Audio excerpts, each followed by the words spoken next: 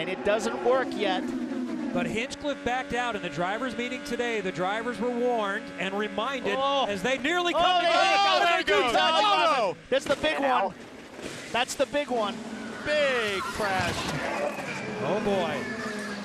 Hildebrand, Jones. Hinchcliffe.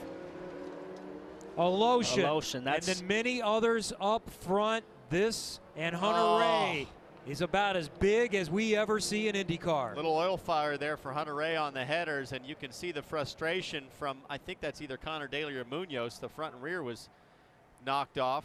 Well, we knew it was going to happen at some point. He came off turn 2 and got down on the side draft of Tony Kanaan, touched his back tire with his front tire, and then got into it looked like he got into a tank slapper kind of back and forth. How smart does Max Chilton look right now?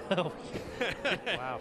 Not taking tires or stopping on that yellow, and here's the yellow on the restart that I didn't think would happen. And now a lot of the fast guys are out of the field. Talking to Mikhail Alotion, see him moving around in the cockpit. We saw Ryan Hunter-Reay out. And I'm afraid that's just too crazy for 100 laps left to go in this race. Okay, that was Munoz. I saw the 14 up front. The A.J. Foyt cars are very difficult to distinguish. That's Ed Jones.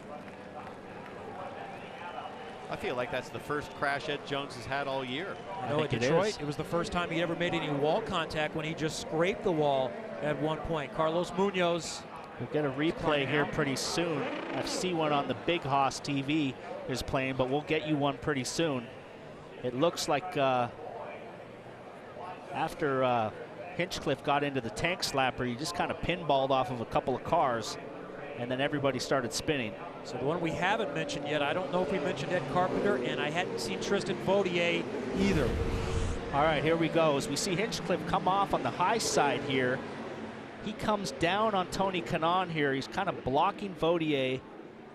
Yeah, but it's his teammate. And they touch right here. It's his teammate, Alotion, who's giving Hinchcliffe nowhere to go.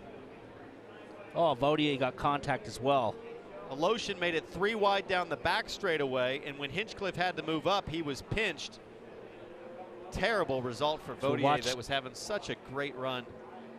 So both Dale Coyne cars, both Schmidt-Peterson cars, both Ed Carpenter cars all go out in that accident. We watch here. Watch this. Inside, so he starts coming down. They here, touch right out, here, and he got into that tank slapper. In and out. So we see, as we see that the tank slapper is when you just kind of lose the car, and now you're fighting the car back and forth, trying to correct it left and right, fishtailing, and you're out of control. As we watch from Alotion's rear view camera here. On a run. See the back end of Hinchcliffe's car was snaking back and forth, and you're just out of control. You can never keep up with it, Townsend. There's 3 lanes here at Texas down the back straightaway. The problem is when Alotion went wide, went 3 wide, he occupied the 2nd lane. He gave these guys nowhere to go. On board with Carpenter.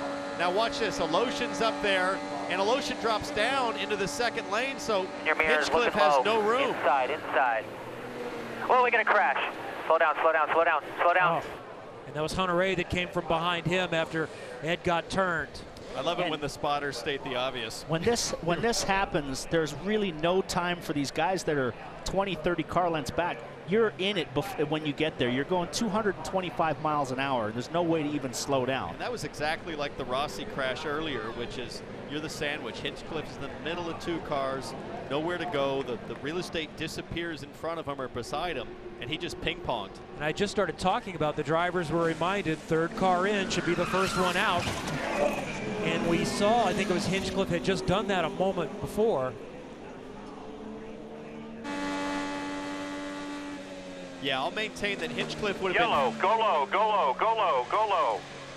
I'll tell you what, Ray Hall did some good driving there. Stay where you are. He was Stay where you are. Great job. Real switched on there. He got it woed down and didn't get in there wide open like a lot of guys. Look at Vautier with his left hand on his helmet. It was a big impact, but I wonder, is he just thinking, oh my, or what's going on? Or is he holding the visor down, or?